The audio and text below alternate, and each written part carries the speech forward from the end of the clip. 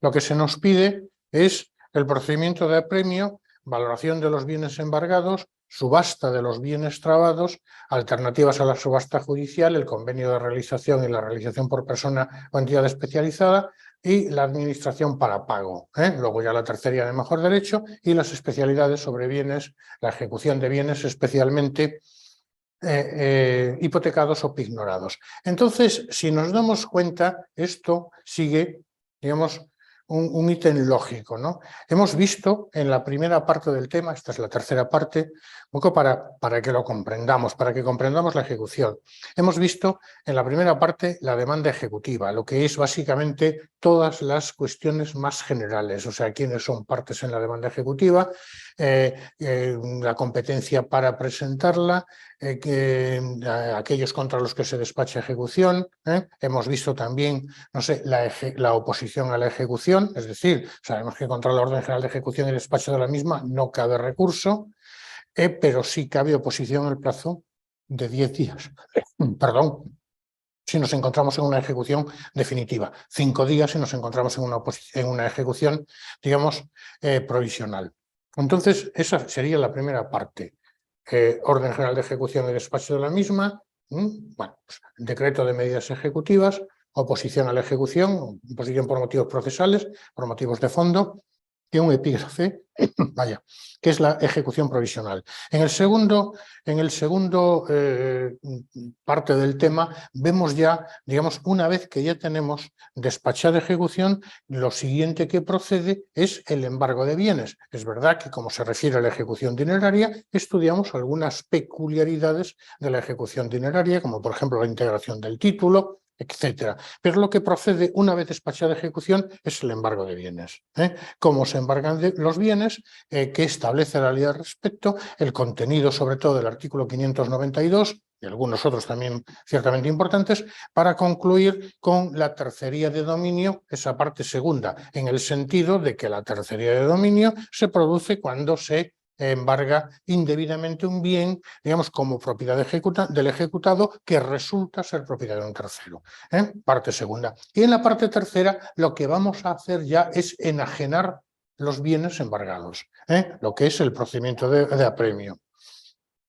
Entonces, básicamente para, no sé, enajenar los bienes, lo primero que hay que saber es lo que valen, que sería el segundo epígrafe, valorar los bienes por el perito correspondiente, bueno, pues para, evidentemente, sacarlos, en su caso, a subasta o realizarlo por los otros dos medios que prevé la ley de enjuiciamiento civil. Entonces, en el tercer epígrafe vemos la subasta. La subasta es un epígrafe amplio, con muchas aristas y que, bueno, que tiene sus dificultades. Entonces, en el epígrafe cuarto lo que vemos es, bueno, la ley de enjuiciamiento civil del año 2000, bueno, entiende que en la subasta pues, se produce una devaloración de los bienes muy importante. Ahora lo veremos cuando, bueno, pues estudiamos los artículos, vemos, no sé, que se pueden enajenar hasta por el 30% de su valor, ¿no? 50% en el caso de los inmuebles, de modo general. Entonces la ley lo que viene a decir es, bueno, hay otras dos formas de vender los bienes, digamos, donde se pierde menos valor del bien, con el objeto que el bien se venda por su valor. Es bueno para ambas partes, para el ejecutado, porque evidentemente se deshace de la deuda, paga la deuda en su totalidad y si hay remanente lo recupera. Y también para el ejecutante, puesto que cobra su deuda con las costas procesales, una vez que se produce la liquidación y demás. Entonces, las otras dos formas sería el convenio de realización, que se pongan de acuerdo para venderlo, para realizarlo, la parte ejecutante y la parte ejecutada, y la realización por persona o entidad especializada.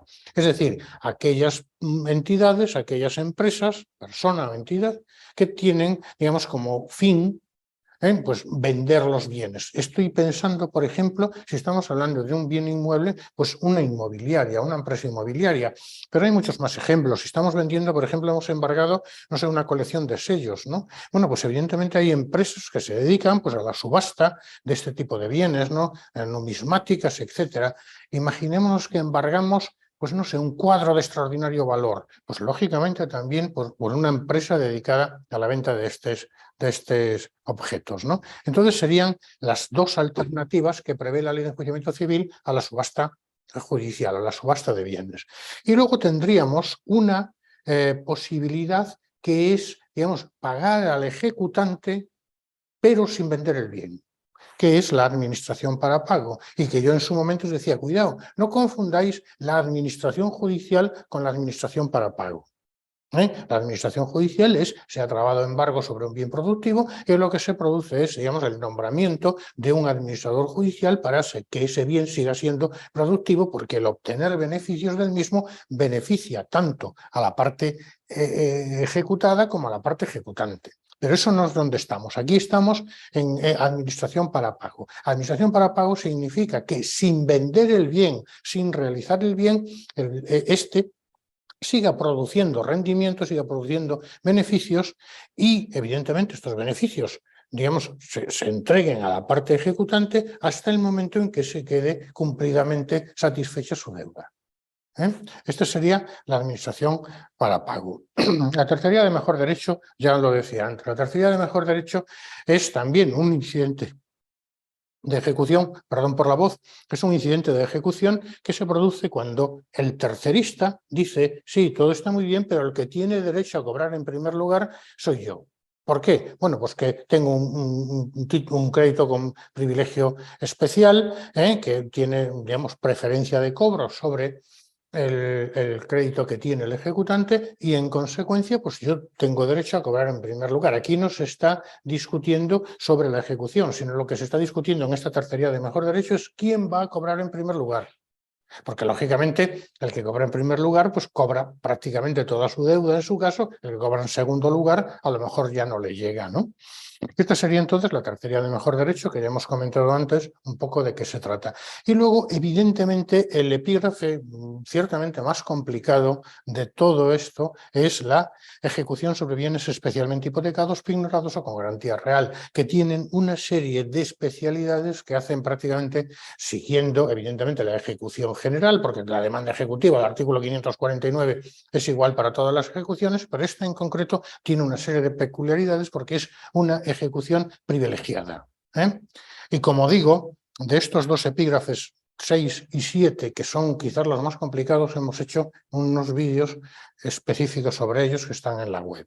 ¿Vale? Entonces, hecha esta pequeña introducción, si queréis, tampoco quiero ser muy pesado porque yo comprendo que esto no es, bueno, pues no es demasiado divertido, por decirlo de alguna forma, pero sí tenemos que conocerlo. Vale. Pues vamos allá. Ya esto es un poco lo que he contado, ¿no? El procedimiento de apremio es aquel trámite de la ejecución consistente en la realización, en la venta forzosa de los bienes embargados al deudor, bien en pública subasta, bien mediante su realización por cualquiera de los otros dos medios que establece la ley de enjuiciamiento civil. La ley de enjuiciamiento civil. ¿Vale? Entonces, perdonad el teléfono, se regulan los artículos 634 698 de la Ley de Enjuiciamiento Civil. Bueno, y básicamente aquí lo que sucede es que, transcurrido el plazo de espera de 20 días del 548, que, bueno, evidentemente afecta a los títulos judiciales o asimilados, se procederá a requerimiento de pago, en su caso, y evidentemente se embargan bienes y el siguiente paso es la subasta o la realización por cualquiera de los otros dos métodos, ¿no? Bueno, veamos un poco más de detenimiento. Establece la ley entrega directa al ejecutante, es decir, unas disposiciones generales para la realización de los bienes embargados. Realización es venta, para la venta, para la enajenación de los bienes embargados. Es evidente que si se embarga dinero en efectivo, no hay que venderlo. Entonces dice la ley que se entregará directamente al ejecutante por su valor nominal. Si se embargan 300 euros o 740 euros, pues son 740 euros. Entonces se entregarán directamente al ejecutante por su valor nominal el dinero en efectivo, saldos en cuentas corrientes y otras de inmediata disposición. Cuentas corrientes, es decir, que se puede disponer inmediatamente. Divisas convertibles, previa conversión, dólares americanos, por ejemplo, o francos suizos. Divisas convertibles, digo, cualquier otro bien cuyo valor nominal coincida con su valor de mercado, es decir, que no haya que vender, que no haya que transformar. Si embargamos un cuadro de Picasso, pues evidentemente este cuadro habrá que venderlo. No sabemos en principio el valor, habrá primero que avaluarlo y después, evidentemente, subastarlo. O realizarlo por cualquiera de los otros dos medios. Bueno, simplemente yo creo que esto no tiene dificultad de comprensión, ¿no? Bueno, dice la norma, en la ejecución de sentencias se condenen al pago de cantidades debidas por incumplimiento de los contratos de venta a plazos de bienes muebles y el ejecutante los licita, el letrado le hará entrega inmediata del bien o bienes muebles vendidos o financiados por el valor que resulte de las tablas de depreciación. Es decir, supongamos lo siguiente, porque es prácticamente a lo que se está refiriendo. Recordad también el artículo 251, puntos 10 y puntos 11. Recordad que, por ejemplo, este tipo de muebles vendidos o financiados a plazos, lo que sucede en el leasing, en este tipo de cuestiones, es que mucha maquinaria, vehículos, maquinaria industrial y demás. Entonces, estos vehículos tienen una tabla de depreciación. Imaginémonos que tienen, digamos, una vida útil de 10 años. Lógicamente, cada año que pase se depreciarán un 10%. Entonces, esto es lo que se dice. O sea, para que no estén parados, para que no... el letrado le hará entrega inmediata del bien a plazos por el valor que resulte de las tablas o índices de depreciación que se estuvieran establecidos en el contrato. Bueno, acciones y otras formas de participaciones sociales, embargo de acciones, obligaciones u otros valores admitidos a negociación en el mercado secundario. El mercado secundario es la bolsa de valores. El mercado continuo o el IBEX 35 ordenará que se enajenen, que se vendan, de acuerdo con lo dispuesto en las leyes que rigen estos mercados. Es decir, si se embargan acciones de la compañía telefónica o de la compañía Repsol, que se vendan de acuerdo con lo que establece la normativa adecuada, ¿no? Embargo de acciones o participaciones societarias de cualquier clase que no coticen en bolsa. Muy bien, aquí lo que se nos dice es, bueno, de acuerdo cómo se establezca en las disposiciones estatutarias de esa empresa. Imaginemos una empresa, digamos que son varios socios, pero no cotiza en bolsa, sino que, bueno, pues la tienen los propios socios. Estoy pensando ahora mismo en Inditex, me parece que no, Inditex cotiza ya, perdón. Una empresa que no cotice en bolsa, bueno, pues no sé, son varios hermanos o varios amigos o varios socios que tienen cada uno pues un porcentaje de acciones de acuerdo con los estatutos de esa sociedad. Y si no hay disposiciones expresas en ese particular, a través de notario o corredor colegiado de comercio, que como sabemos el corredor colegiado de comercio hoy día no existe, se han incardinado en el cuerpo de notarios. En el caso de que estemos en bienes o derechos no comprendidos en los apartados anteriores, bueno, pues ya lo hemos comentado, subasta, convenio entre partes o realización por persona o entidad especializada. ¿Vale? Bien. No tiene mucho más. Pasemos, si queréis, entonces, en el caso de la subasta, que es un poco lo que interesa, digamos, comprender bien, porque la realización por persona o entidad especializada, el convenio de realización, básicamente es una entidad, digamos, externa, ajena al juzgado, el que lo vende. Entonces, para vender un bien a través de subasta, uno o varios, pues lógicamente lo primero que tenemos que saber es el valor de los mismos. Entonces, ¿cómo se valoran? Pues se nombra un perito tasador, este perito puede ser recusado y también pueden intervenir ambas partes, ejecutante y ejecutado, en la tasación. Fijémonos lo que dice la norma. Salvo que el ejecutante y el ejecutado se vienen puesto de acuerdo en el valor del bien embargado antes o durante la ejecución, de tal forma que la ley ya lo que permite es que ejecutante y ejecutado, con ánimo de incluso ahorrarse los honorarios del periodo tasador, diga, bueno, pues tasamos el bien en tanto dinero, ¿no? Digamos, es necesario proceder a... Vale. La valoración de los bienes, excepto que estas personas se hayan puesto de acuerdo, ejecutante y ejecutado, debe hacerse por un perito tasador por su valor de mercado. Y esto recordadlo siempre, por su valor de mercado. Si el bien tiene cargas o gravámenes, que en el caso de los bienes inmuebles puede tenerlas, las cargas y gravámenes las detraerá el letrado de la Administración de Justicia, no el perito. Si el bien vale a valor de mercado 100.000 euros, el perito tasador dirá, vale 100.000 euros. Y si tiene una hipoteca de 40.000, el que dirá, vale 100.000 euros, pero como tiene una hipoteca de 40.000, saldrá subasta por 60.000, que es la diferencia entre una y otra cantidad. ¿Vale? No tiene mucho más. El letrado encargado de la ejecución designará el perito tasador que corresponda entre los que presten servicios de justicia. Es decir, hay una serie de peritos tasadores que se encargan de realizar estas funciones, evidentemente cobrando sus honorarios. También se podrá encomendar esta tasación a organismos, servicios técnicos dependientes de las administraciones públicas que dispongan de personal cualificado. Dice, el nombramiento, los plazos son importantes en el proceso y son importantes también en el examen. El nombramiento se notificará al perito, quien en el siguiente día lo aceptará, si no concurre causa de abstención en su caso. Perdón, o podrá ser recusado por el ejecutante o el ejecutado que hubiere comparecido. Actuación del perito. Muy bien, entonces el perito se nombra y en el siguiente día se le hace saber. En los 3 días siguientes a su nombramiento podrá solicitar provisión de fondos, es decir, el perito va a realizar un trabajo, en consecuencia, como todo profesional, como un abogado, o incluso cuando vamos al taller de eco, yo ya tengo que pedir unas piezas y tiene usted que darme el 30% del valor de las mismas. Lógicamente, el perito puede solicitar en los 3 días una provisión de fondos que será cuenta de la liquidación final. El señor letrado decidirá sobre la provisión solicitada y previamos a abono de la misma, el perito emitirá el dictamen. Dice, el perito entregará la valoración de los bienes al tribunal en el plazo de 8 días. Entonces ya tenemos plazo de 1 día para hacerle saber el nombramiento, 3 días para provisión de fondos y 8 días para entregar el informe. Dice la norma, solo por causas justificadas que el AG señalará mediante decreto podrá ampliarse el plazo de 8 días en función de la cuantía o de la complejidad del informe, ¿no? Ya he comentado el valor de mercado.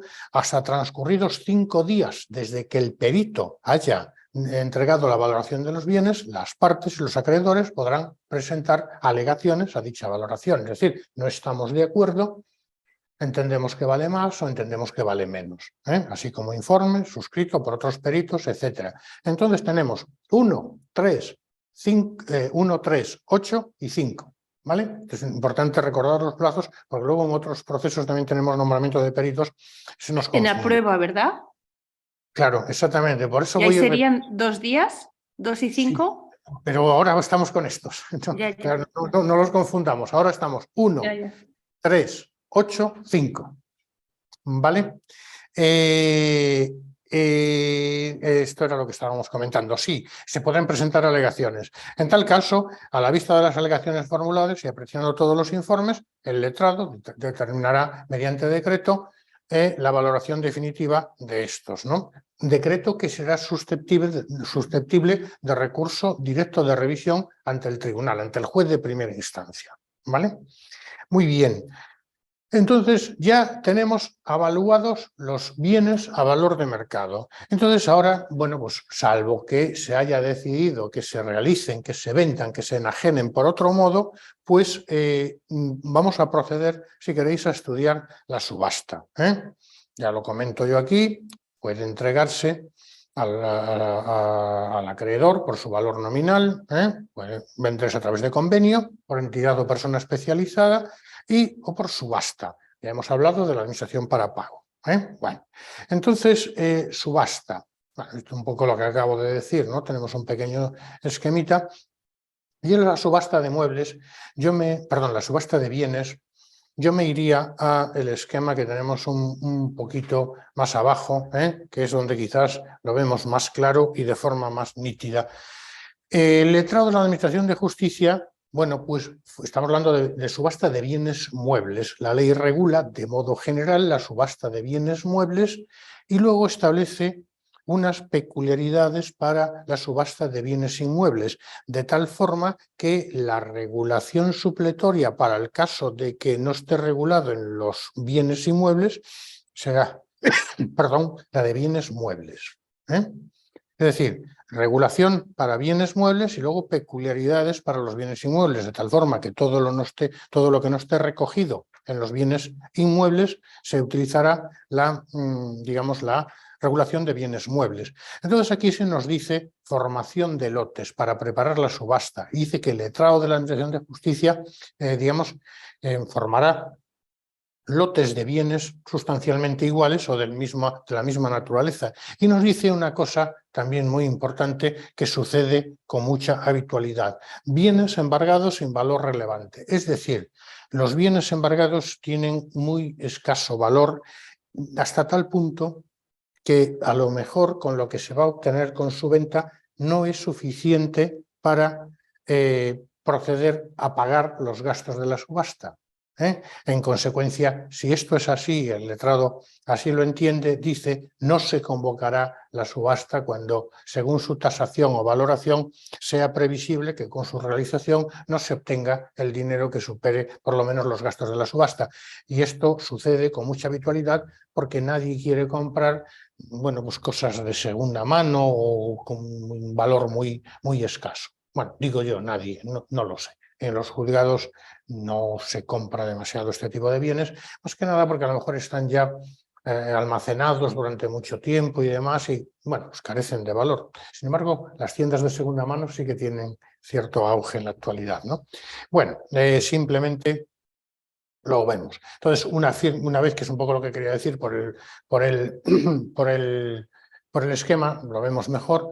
Decreto acordando la subasta. Una vez firme dicho decreto, donde se acuerda la subasta, porque no se ha puesto las partes, digamos, de acuerdo en venderlo de otra manera, bueno, dice la convocatoria de subasta se anunciará en el Boletín Oficial del Estado, sirviendo el anuncio de notificación al ejecutado no personado. Igualmente, y solo a efectos informativos, se publicará el anuncio de la subasta en el portal de la Administración de Justicia. Y el edicto de subasta o el decreto de la subasta tendrá el siguiente contenido. Fecha del anuncio de la subasta, oficina judicial que conoce de la ejecución y número de proceso, dirección electrónica de la subasta en el portal de subastas, condiciones generales y particulares de la subasta, condiciones generales que son las que establece la ley y particulares que puedan tener esos bienes subastados en concreto. Descripción del bien objeto de la subasta y en el caso de que nos encontremos de inmuebles, su descripción catastral y situación posesoria si se conoce. Recordad que es perfectamente posible subastar un bien, digamos, que esté arrendado, con inquilinos. Avalúo del bien objeto de la subasta, que sirve del tipo para la misma, minorados, en su caso, en las cargas y gravámenes que queden subsistentes. Y aquí aprovecho para decir lo siguiente. Recordad que digamos, si existen cargas o gravámenes anteriores al crédito del que está ejecutando, estos quedan subsistentes. Por tanto, hay que detraerlos. El ejemplo, creo que lo he puesto antes, el valor del bien a precio de mercado vale 100.000 euros, pero queda una hipoteca de 40.000. Luego, ¿cuál es el valor real del bien? 60.000. Esta operación tan simple la hace el letrado de la Administración de Justicia, pero esto evidentemente hay que hacerlo constar. Valor del bien valor del bien a precio de mercado, tanto. Carga o gravamen existente, tanto. Por tanto, el tipo de subasta es tanto.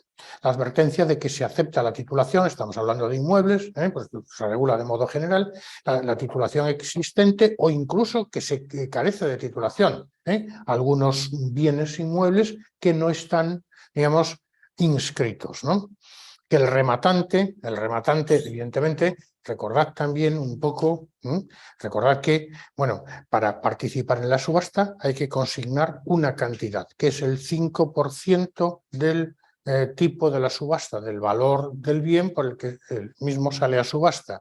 Entonces, si una persona, además de identificarse convenientemente, etcétera, etcétera, consigna ese 5%, se convierte, digamos, en licitador. Se puede licitar, se sienta allí en la subasta o puede participar. Estamos ya hablando de las subastas electrónicas, puede participar en la misma. Si esa persona que es licitador efectúa una postura, entonces nos encontraremos ante un postor. No solo tiene ya capacidad para, digamos, licitar, sino que ha efectuado una postura y por tanto se convierte en postor. De todos los postores habrá uno o varios que hayan efectuado la mejor postura, por tanto será el mejor postor. El letrado de la Administración de Justicia aprobará el remate a favor de esa mejor postura, a favor del mejor postor. Por tanto, este mejor postor se convierte en rematante. Este rematante tendrá que consignar el resto del precio. De modo general, ha consignado el 5%, tiene que consignar, por tanto, el 95% restante. Consignado el 95% restante, entonces se le adjudica el bien y se convierte en adjudicatario del mismo. ¿Vale? Evidentemente, todo esto hay que desarrollarlo en el sentido, estoy pensando ahora mismo en la cesión de remate, por ejemplo, etcétera. Entonces tendríamos licitador, postor, mejor postor, rematante, adjudicatario. Sería un poco la idea. ¿A sobre cerrado, Alfredo? ¿Perdón?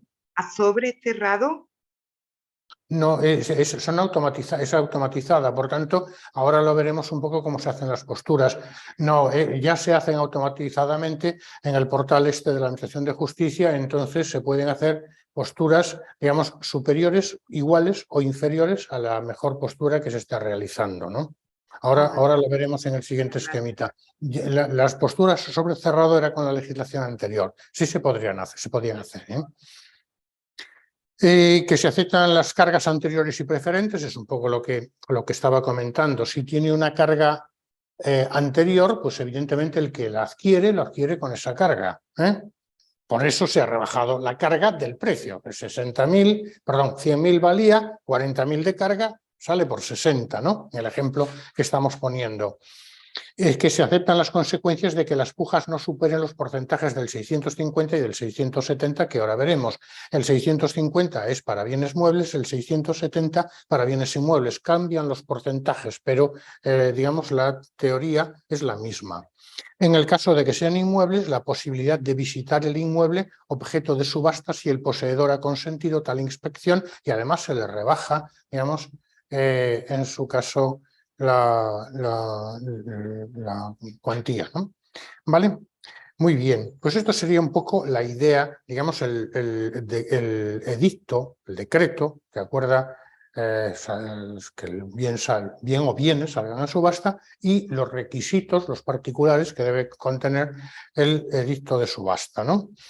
Muy bien, aquí esto simplemente lo leemos. Contenido de los anuncios, que es un poco lo que hemos comentado, requisitos para pujar, esto es un poco lo que acabo de decir, consignar el 5%, identificarse fehacientemente, todo se hace ya a través de los sistemas, digamos, electrónicos del portal de subastas, que utilizarán los servicios telemáticos de la Agencia Estatal de la Administración Tributaria.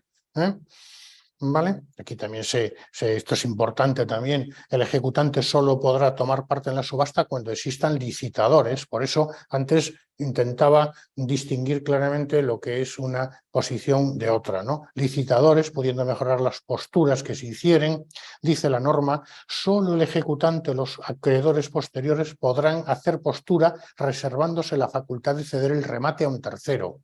La cesión de remate es que lo compra el ejecutante, pero ante el letrado de la Administración de Justicia, previo o simultáneamente al pago de la diferencia, se cede el remate pues, a un tercero. Esto se hace, digamos, de modo general con objeto de evitarse los impuestos de las sucesivas transmisiones. Lo compra el ejecutante, pues tendría que pagar los impuestos correspondientes y luego vendérselo a este tercero. Si ya se hace directamente entre el Tribunal de Justicia, pues se permite el ahorro de las cargas de transmisión, por decirlo de alguna forma, ¿no? Bueno, esto es, como digo, es interesante que lo vayamos viendo y una cosa sí os comento, por favor, en la clase siguiente a primera hora cualquier concepto, cualquier cuestión que no tengamos clara, yo no tengo ningún problema en comentarla, porque si no lo entendemos no podemos hacer un caso práctico si no sale. Bien, subasta electrónica, que si queréis nos vamos también un poquito al esquema, porque yo creo que muchas veces por los esquemas pues se comprenden mejor las cosas, ¿no? Sin perjuicio de que luego volvamos nuevamente porque quiero comentar el 650. Vale, la subasta tendrá lugar, como acabamos de decir, en el portal dependiente de la Agencia Estatal del Boletín Oficial del Estado y cada subasta pues, estará dotada de un número de identificación único. Se abrirá transcurridas al menos 24 horas desde la publicación del anuncio en el Boletín Oficial del Estado cuando haya sido remitida al portal de subastas la información necesaria. Estos datos, como veis, son pocos, pero tenemos que tenerlos muy claros. Para poder participar en la subasta deberán estar dados de alta los usuarios como usuarios del sistema. Y el alta se realizará informatizadamente a través del portal de subastas mediante mecanismos seguros de identificación y firma electrónica, que incluirá pues, todos los datos de identificación del interesado. A los ejecutantes se les identificará de forma que puedan comparecer como postores en la subasta. Los ejecutantes tienen algunas peculiaridades, algunas ventajas con respecto al resto de licitadores, como estamos viendo. Por ejemplo, no tendrán que consignar el 5%, por ejemplo, podrán, digamos, hacer posturas reservándose el derecho de ceder el remate, ¿no? Para poder participar los interesados, a excepción del ejecutante, como acabamos de decir, deberán consignar el 5% del valor del bien objeto de subasta. Una vez abierta la subasta, únicamente se podrán realizar pujas electrónicas.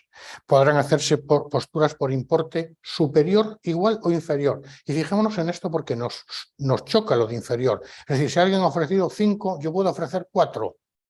Pues de acuerdo con la ley, sí. ¿Por qué? Por si aquel que ha ofrecido 5 luego no consigna el resto del precio. Entonces sí se pueden hacer pujas inferiores a la más alta ya realizada. Si la postura es igual o inferior a la más alta, el postor deberá indicar si consiente la reserva de su postura para el caso de que el rematante no consigne la diferencia entre el 5% y el resto del precio. A ver si entendemos un poquillo esto. Pues claro, yo comprendo que para el que no esté es difícil de entender. Diga, ¿cómo puede ser que alguien contenga, no sé, imaginémonos un piso que vale 100.000 euros, ¿no? Que sale a subasta por 100.000 euros. Vale, para poder tomar parte en esa postura hay que consignar 5.000. Entonces, bueno, pues una persona puede decir, bueno, yo consigno los 5.000, si me quedo con el piso, vamos a suponer que lo saco de la subasta por 90.000, tendría que pagar 85.000 más, pero tengo 40 días. En consecuencia, durante esos 40 días voy a una entidad bancaria para conseguir el préstamo correspondiente por el importe que me falta, que son 85.000, por ejemplo. Pero luego resulta que no lo consigue porque no tiene, digamos, suficientes bienes que lo avalen. Entonces no puede consignar el resto del precio. Por tanto, alguien puede decir, bueno, yo efectúo postura igual o inferior y solicito que no se me devuelva el 50% por si el que efectúa postura mayor no consigue pagar el resto del precio. No sé si he conseguido explicarme, pero vamos, si no, lo intento de nuevo. En el caso de que existan varias pujas por el mismo importe, se preferirá la anterior en el tiempo. El portal de subastas solo publica la puja más alta entre las realizadas hasta ese momento. Y la subasta, esto es importante, admitirá posturas durante un plazo de 20 días naturales. Fijémonos que hay pocos plazos de la ley de enjuiciamiento civil que sean en días naturales. Pues este es 1, ¿vale? Perdonad porque ahora sí que hace mucha calor aquí ya, que digo yo, Bien, he apagado el calefactor. Bueno, entonces dice, la subasta admitirá posturas durante un plazo de 20 días naturales desde su apertura y no se cerrará hasta transcurrida 1 hora desde la realización de la última postura. 20 días naturales y no se cerrará hasta transcurrida 1 hora desde la realización de esta última postura, siempre que ésta fuera superior a la mejor realizada hasta ese momento. Evidentemente, para evitar que en el último segundo alguien empuje pues, 1 céntimo más o 1 euro más. Aunque ello conlleve la ampliación del plazo inicial de 20 días naturales por un máximo de 24 horas.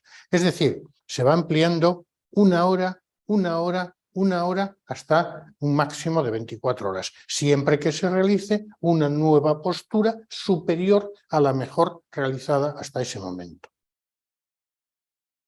Si el letrado tiene conocimiento de la declaración del concurso del deudor, es decir, el deudor concursado, suspenderá inmediatamente la ejecución y procederá a dejar sin efecto la subasta, aunque ésta ya se hubiera iniciado. Recordad un poco, recordad un poco lo que decimos siempre. El concurso es un proceso universal. Todas las ejecuciones singulares, como de las que estamos hablando, deberán ser remitidas al juez de lo mercantil para su acumulación al concurso de acreedores. Por eso dice que el señor letrado suspenderá la subasta aunque ésta se hubiera iniciado. La suspensión de la subasta, esto aparte ya, la suspensión de la subasta por un periodo superior a 15 días llevará consigo la devolución de las consignaciones, retrotrayendo la situación al momento inmediatamente anterior a la publicación del anuncio. Si por cualquier circunstancia hay que suspender la subasta por un periodo superior a 15 días. ¿Vale? No hay mucho más. Digamos, a continuación. ¿El rematante es confidencial respecto al ejecutado?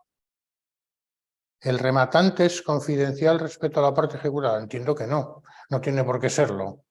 Evidentemente no saldrá en el portal de subastas, el que ha hecho la postura es don fulanito. Entiendo que no sale, pero desde luego el proceso es público, no tiene por qué ser. A ver, el rematante o el adjudicatario no está cometiendo ningún tipo de, digamos, ni siquiera de alguna actuación que merezca un reproche moral. Acude a una subasta y lo obtiene por el precio, por el menor precio que es posible, como haría cualquier persona. Entonces, a lo mejor en el sistema informático no sale, pero desde luego en el procedimiento judicial, si el ejecutante lo quiere ver, está a su disposición. No es secreto ni mucho menos. Y luego no solo eso, sino que si se le adjudica, pues evidentemente tendrá un decreto de adjudicación con su nombre, apellidos y todo lo demás. No entiendo que no. Vale, Repito, desde mi punto de vista, estamos viendo un poco a aquellas personas que participan en subastas, no conlleva ninguna connotación peyorativa. En otros tiempos, a lo mejor sí. En otros tiempos, cuando había pues, aquellas famosas personas, subasteros, le llamábamos en los juzgados y demás. Pero hoy día, con las subastas electrónicas, si yo quiero participar en una subasta, participo desde mi casa, se vende el piso de arriba y a mí me vendría bien porque así puedo hacer, bueno, pues participo y si me lo quedo, pues oye, por la cantidad menor. Nadie pagaría más pudiendo obtener el mismo bien por menos, ¿no? Bueno, entonces, nada, aquí seguimos un poco viendo, en el caso de que el mejor licitador no completara, lo dice así la ley, pero yo aquí utilizaría la palabra postor. Porque si nos estamos hablando de que no completar el precio ofrecido, es que ha ofrecido precio, y si ha ofrecido precio ha efectuado postura, y si ha efectuado postura es postor. Pero bueno, no tiene mayor importancia, recordad lo que yo digo porque es como yo lo he dicho, ¿no? A veces la ley también confunde estos términos. Yo lo he puesto así porque así lo dice la ley. A solicitud del letrado, el portal de subastas le remitirá información certificada sobre el importe de la siguiente puja por orden decreciente y la identidad del postor que la realizó al señor letrado, siempre que éste hubiera optado por la reserva de postura. Por si acaso este no consigna, quédese la mía, no se me devuelva el 5%. Terminada la subasta y recibida la información, el letrado dejará constancia de la misma expresando el nombre del mejor postor y de la postura que lo formuló. Solo el ejecutante o los acreedores posteriores podrán reservarse la facultad de ceder el remate a un tercero. Bien, este sería, digamos, el resumen que a mí me parece que está bastante completo de lo que es una subasta. Y entonces, ahora nos quedaría un poco, si queréis, ver el 650 y el 670. Nos da igual ver uno u otro porque lo único que nos cambian son los porcentajes. A veces vemos el 650 y otras veces vemos el 670. No los dos, porque es repetir lo mismo. Entonces, veamos, el 650 se está refiriendo a los bienes muebles y el 670 se está refiriendo a los bienes inmuebles. Mejor postura igual o superior al 50% del avalúo. Se está refiriendo al precio por el que el bien sale a subasta. Cuando la mejor postura sea igual o superior al 50% del avalúo, el avalúo ya final, el que realiza el señor letrado. El letrado, mediante decreto, en el mismo día o al siguiente, al cierre de la subasta, aprobará el remate a favor del mejor postor. Es decir, fijémonos hasta qué punto se considera que la subasta es un éxito cuando se obtiene una postura igual o superior al 50% del avalúo. En este caso, el letrado, como aquí se dice, en el mismo día o al siguiente aprobará el remate a favor del mejor postor.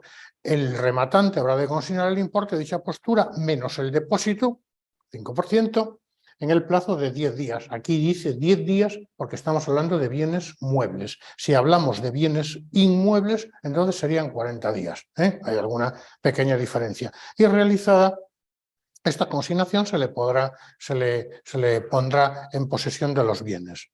Si fuera el ejecutante quien hiciese la mejor postura igual o superior al 50% del avalúo, aprobado el remate, se procederá por el letrado a la liquidación de lo que se deba por principal, intereses y notificada esta liquidación, pues el ejecutante, si tiene que entregar dinero porque ha comprado el bien por mayor cantidad de la que se le debe, pues pagará, consignará la diferencia en el plazo de 10 días.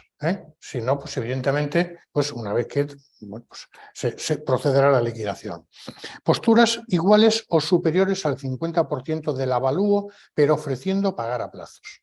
Es decir, es lo mismo que el anterior, pero se ofrece pagar a plazos. Y entonces dice la ley, si solo se hicieran posturas superiores al 50% del avalúo, pero ofreciendo pagar a plazos, se harán saber al ejecutante en los 5 días siguientes podrá pedir la adjudicación por el 50% del avalúo. Es decir, el que va a cobrar a plazos, ¿quién es? El ejecutante. Por tanto, dice la ley, se le hará saber en los 5 días siguientes, si el ejecutante dice, caramba, pues por el 50% del avalúo o superior, pero pagándome a plazos, prefiero quedármelo yo. Y la ley le concede este derecho. Podrá pedir la adjudicación de los bienes por el 50% del avalúo. Si el ejecutante no hiciese uso de este derecho, se aprobará el remate en favor de aquella postura, ahora ya es rematante, que mejor postura, pero que ofrece pagar a plazos. Mejor postura inferior al 50% del avalúo. Muy bien, aquí en este caso concreto podrá el ejecutado en el plazo de 10 días presentar tercero que mejore la postura.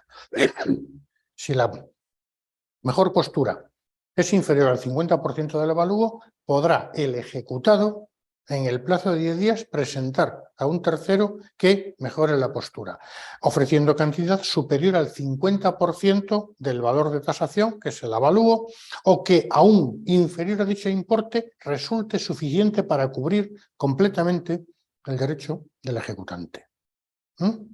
O que aún inferior a dicho importe resulte suficiente para lograr la completa satisfacción del ejecutante.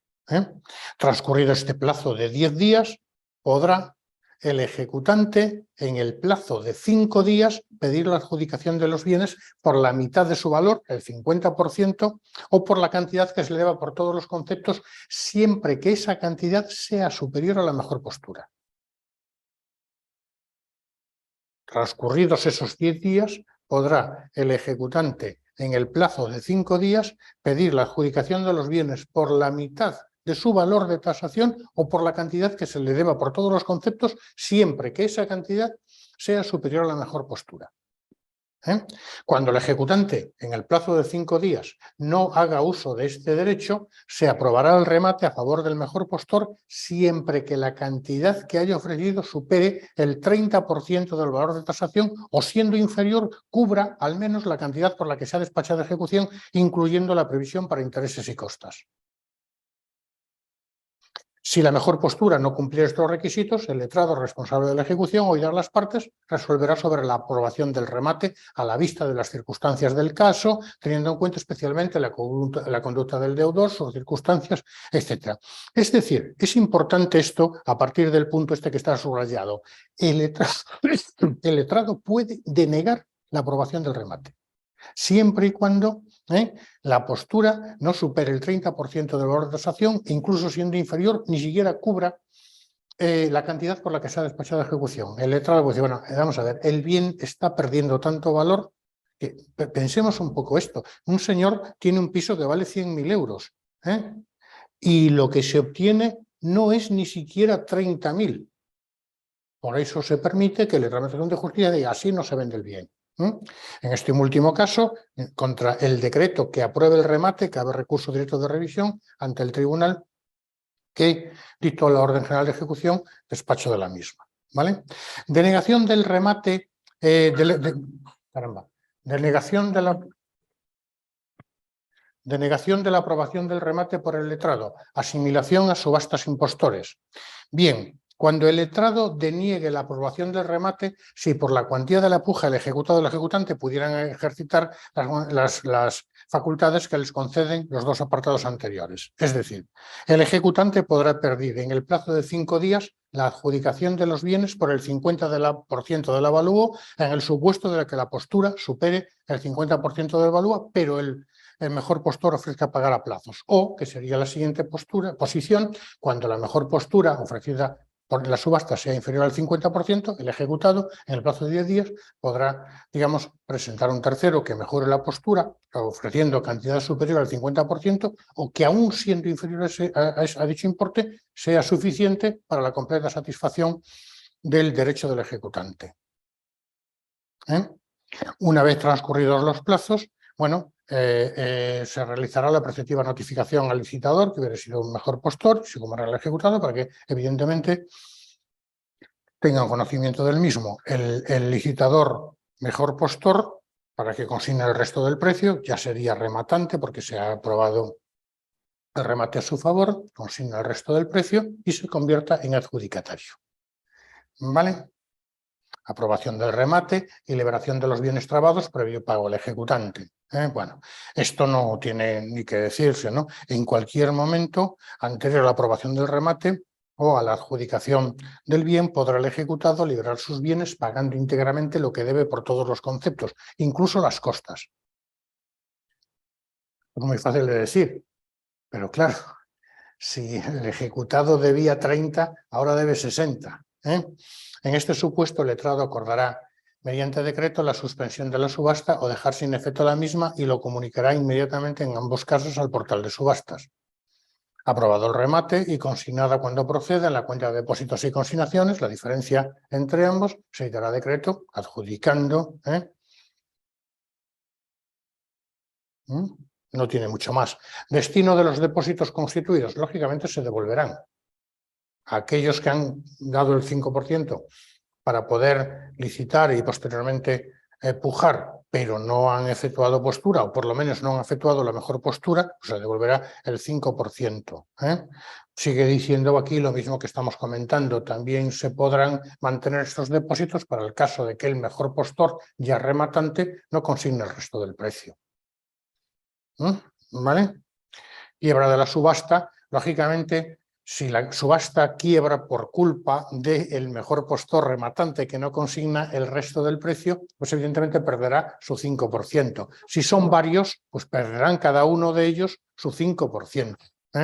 Y se procederá a una nueva subasta, salvo que con los depósitos, cosa dificilísima, salvo que con los depósitos constituidos, bueno, se pueda satisfacer el capital, intereses, el crédito del ejecutante y las costas.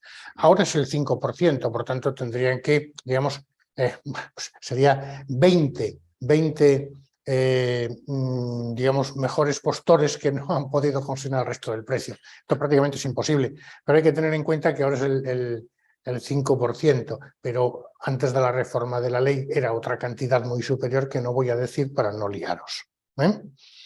¿Vale? Entonces, lo que se entiende por quiebra de la subasta, ninguno de los mejores postores rematantes consigna el resto del precio.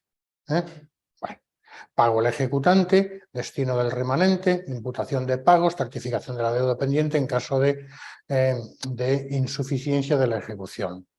Dice la norma, el precio del remate se entregará al ejecutante a cuenta de la cantidad por la que se hubiera despachado de ejecución. Al ejecutante a cuenta de lo por que se hubiera despachado de ejecución. Y si sobrepasara dicha cantidad, se retendrá el remanente a disposición del tribunal hasta que se efectúe la liquidación de lo que finalmente se debe al ejecutante del importe de las costas. Se entregará al ejecutado el remanente que pudiera existir una vez finalizada la ejecución. Es decir, si el bien se ha vendido por 100 y se deben ya pagados todos los gastos 70, pues hombre, habrá que entregarle 13 o 30 al ejecutado, ¿no? ¿Vale?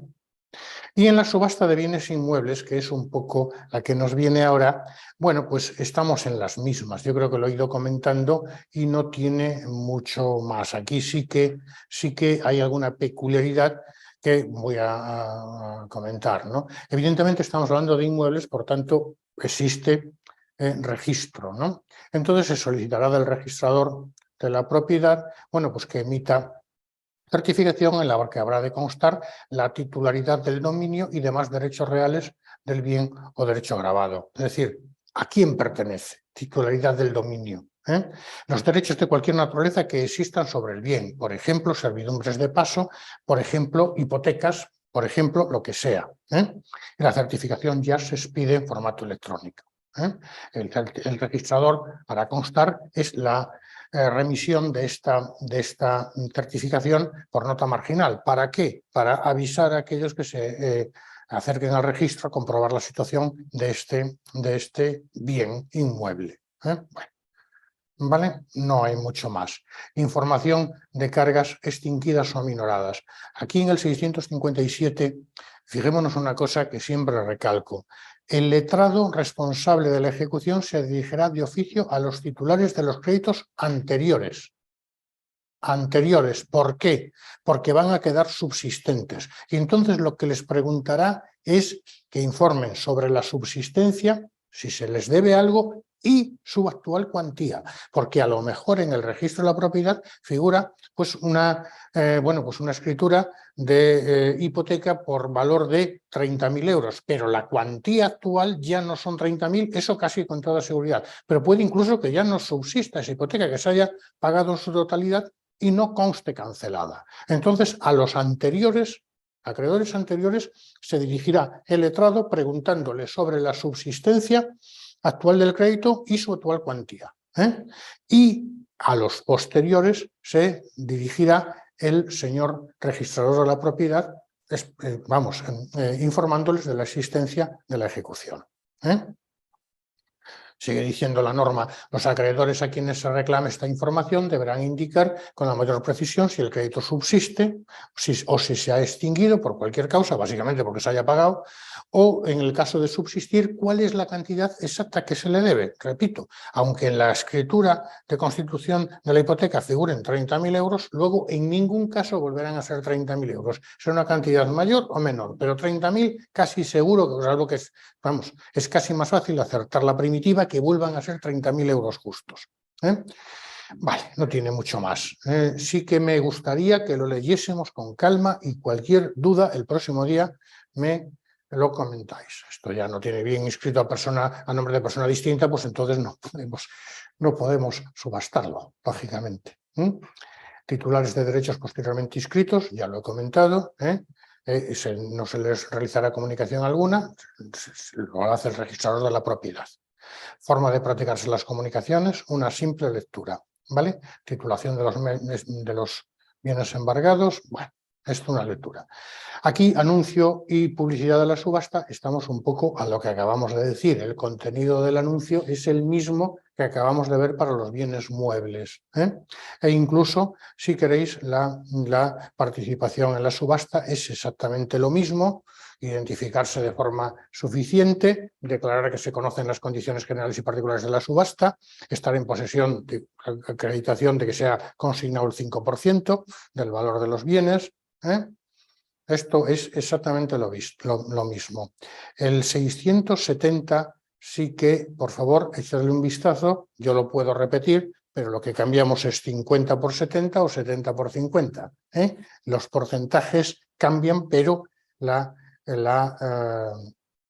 teoría es la misma. Cambiamos también el plazo de 10 días por el de 40, por ejemplo aquí, pero un poco para no cansaros, echarle un vistazo y si queréis el próximo día comento cuando estemos un poquitín menos saturados ya de subastas. Bueno, esto es simplemente una lectura.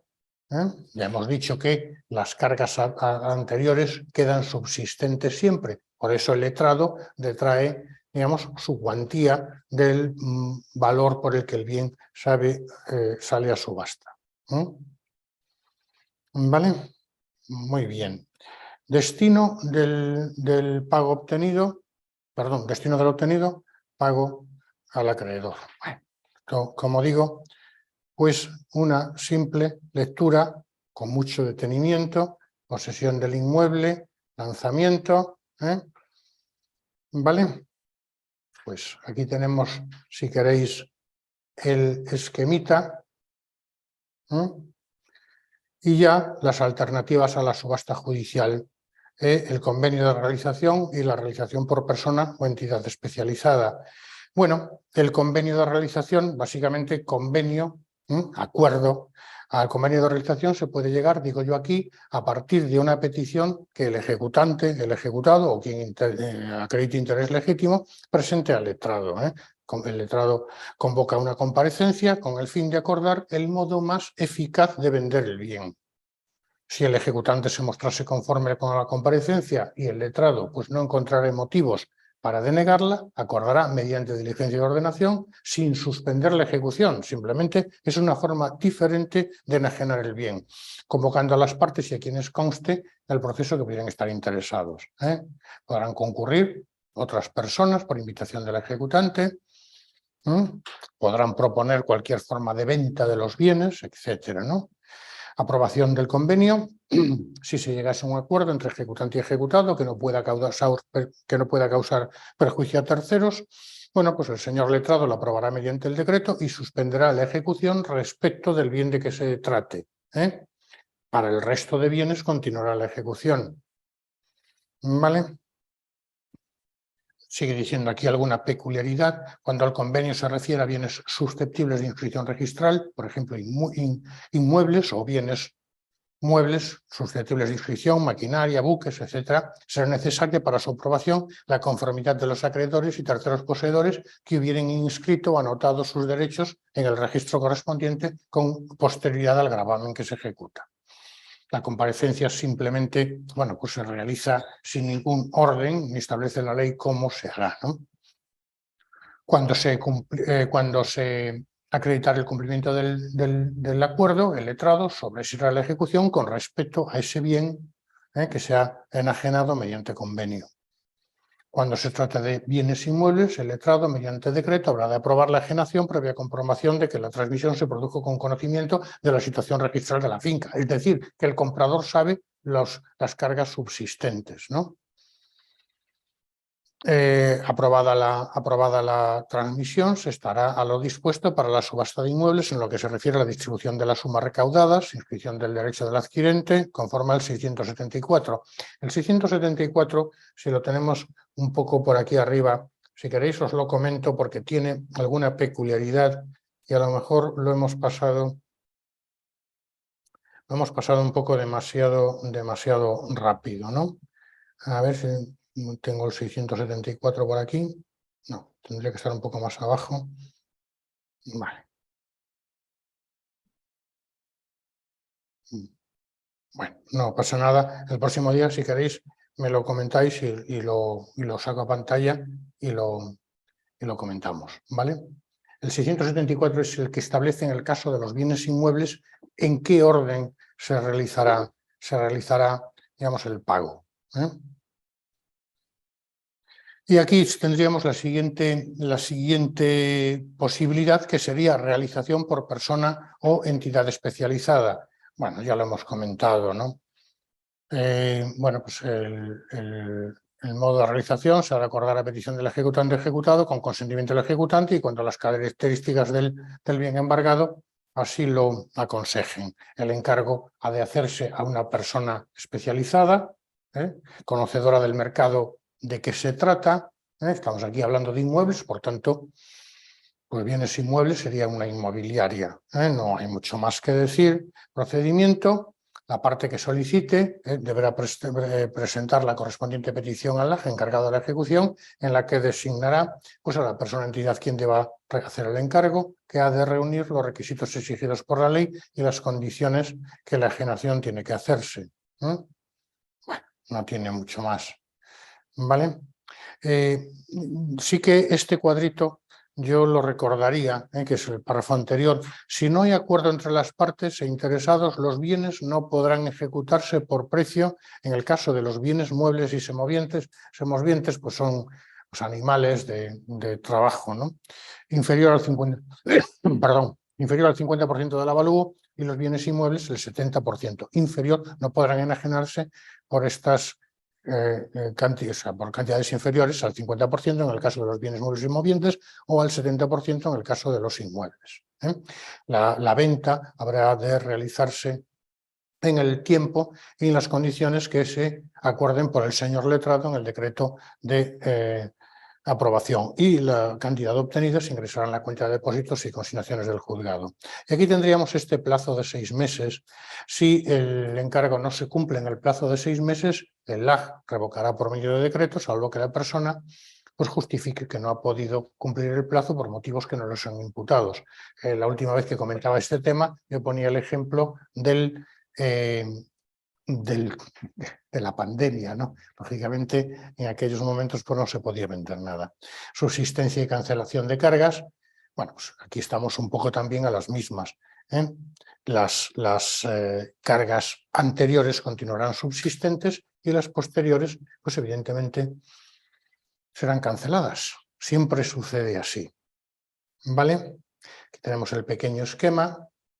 Y ya, por último, comentaremos, pero ya muy someramente, la administración para pago. Ya hemos comentado el concepto. Es decir, aquí en la administración para pago no se trata de enajenar el bien, sino de lo que se trata es de conseguir, digamos, explotando el mismo y con, digamos, los rendimientos obtenidos, pagar al ejecutante sin que el bien salga de la propiedad del ejecutado.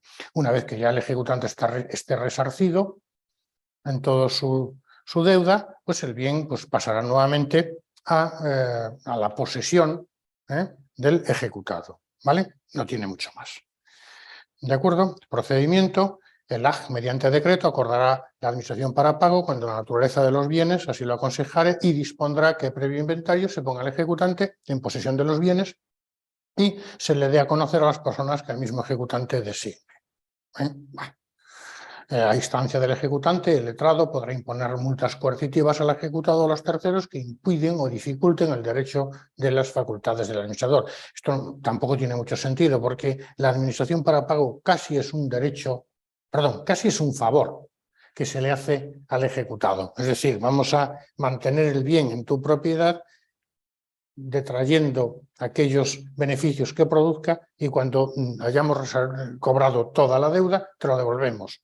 Entonces, no tiene mucho sentido que ponga impedimentos a la administración, ¿no? Rendición de cuentas, aquí sí me quedaría yo con este epígrafe. El acreedor, salvo que otra cosa acuerde el tribunal o convenga a las partes, rendirá cuentas anualmente a la administración para pago y de las cuentas se dará vista al ejecutado por plazo de 15 días. Esto sí, este epígrafe sería, no tiene dificultad, pero sí podría ser preguntado. Si no existiera acuerdo, se convocará a ambos a una comparecencia en el plazo de 5 días en la cual se admitirán las pruebas que se propusieren y se consideren útiles y pertinentes, fijando el tiempo prudencial sin que exceda de 10 días. Letrado en todo caso dictará decreto en el plazo de 5 días, resolverá lo procedente sobre la aprobación o rectificación de las cuentas presentadas. Dice la norma.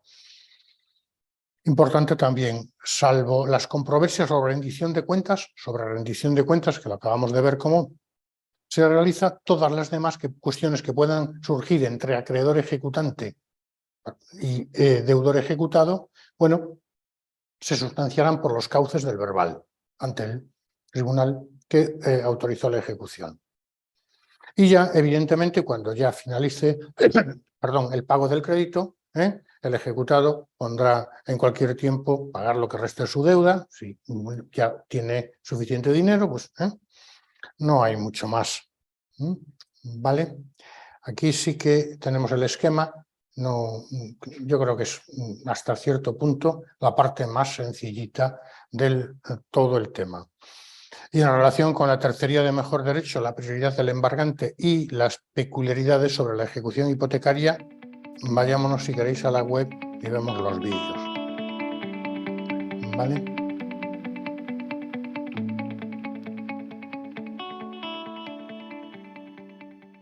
Y lo dejamos.